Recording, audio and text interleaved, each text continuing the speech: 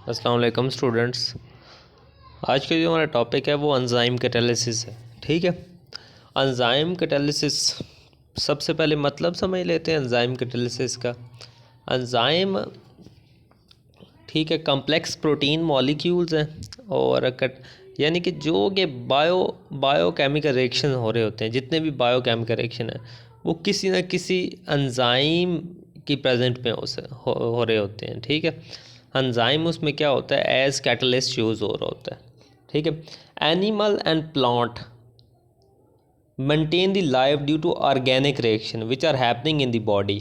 जितने भी उनकी बॉडीज़ में रिएक्शन हो रहे होते हैं वो सारे के सारे एंजाइम कैटलाइज्ड रिएक्शन है। ठीक है, और उस प्रोसेस को हम एंजाइम कैटालिसिस बोलते हैं। ठीक है, these reaction are extremely slow in the presence in the absence of catalyst. यानी कि अगर कोई कैटलिस्ट नहीं होगा तो वो एक्सट्रीमली स्लो हैं, but they are catalysed by the presence of enzyme. वो किसकी प्रेजेंस में, एंजाइम की प्रेजेंस में क्या होते हैं, कैटलाइज होते हैं। ठीक है, एक कुदरत का निज़ाम है कि अल्लाह ने हमारी बॉडी में ठीक है एंजाइम रख दिए हैं, जो कि एंजाइम क्या करवाते हैं, हमारी बॉडी में होने वाले जो रिएक्शन है उनको कैटलाइज करवाते हैं। Enzyme are complex protein molecule. The first enzyme was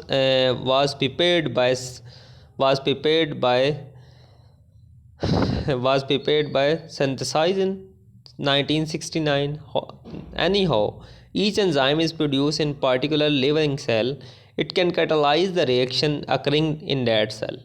यानी कि हर एक सेल में, एक पर्टिकुलर सेल में, लिविंग सेल में एक एंजाइम होता है जो कि उसमें होने वाले रिएक्शंस को क्या करवाता है, कैटालाइज करवाता है। ठीक है, enzyme has been identified and obtain in pure crystalline state from those cell which they belong. यानी जिस एंजाइम उस सेल से आइडेंटिफाइड किया जाता है या ऑब्टेन किया जाता है इन प्योर क्रिस्टलाइन फॉर्म, जिस सेल का वो एंजाइम होता है। इसमें एंजाइम कैटालिसिस में डिफरेंट एग्जांपल हैं, जैसे हम कैन शुगर की हाइड्रोलाइसिस करवाते हैं, इन्वर्टेज यहाँ पे क्या होता है, एंजाइम एज कैटालिस्ट यूज़ होता है। ठीक है, हम कैन शुगर को ग्लूकोज और फ्रैक्टोज में क्या करवा देते हैं, कन्वर्ट करवा देते हैं हाइड्रोलाइसिस करके। नेक्स्ट इसकी जो एग्जांपल है हमारे पास, वो glucose is converted into ethyl alcohol by use zymase हमारे पास क्या यूज़ होता है एज कैटलिस्ट, और ये हमारे पास क्या है, एज कैटलिस्ट यूज़ होता है ज़ाइमेज। ठीक है, इसी तरह जो हमारा यूरिया है उसको अगर अमोनिया और कार्बन डाइऑक्साइड में हम क्या करवा देते हैं, कन्वर्ट करवा देते हैं, यहाँ पे यूरेज एज कैटलिस्ट यूज़ हो जाता है होता है। कुछ करैक्टरिस्टिक हैं एंजाइम कैटालिसिस की। ठीक है, एंजाइम जो है हमारा, enzyme are colloidal in nature. ठीक है, they are basically protein with high molecular weight, यानी 10,000 से मिलियन तक इसका क्या होता है, मॉलिक्यूलर वेट होता है, रेंज इसकी होती है। Enzyme play a vital role in life में क्या वाइटल रोल है, इन डाइजेस्टिव सिस्टम में, रेस्पिरेशन में, डिजीज़ में, और जनरल बॉडी जो है फंक्शन, उसमें क्या होता है, एंजाइम अपना वाइटल रोल क्या करता है, प्ले करता है। Breaking and synthesis of molecule, enzyme can break the complex molecule into simpler molecule and they are certain enzyme which can synthesize more complex molecule from simpler substance। ठीक हो गया। Specificity का ये मतलब है कि एंजाइम एक स्पेसिफिक रिएक्शन कोई क्या करवाता है, कैटलाइज करवाता है। किसी एक पार्टिकुलर रिएक्शन कोई कैटलाइज करवा सकता है एक एंजाइम, किसी दूसरे रिएक्शन को वो एंजाइम कैटलाइज नहीं करवाएगा।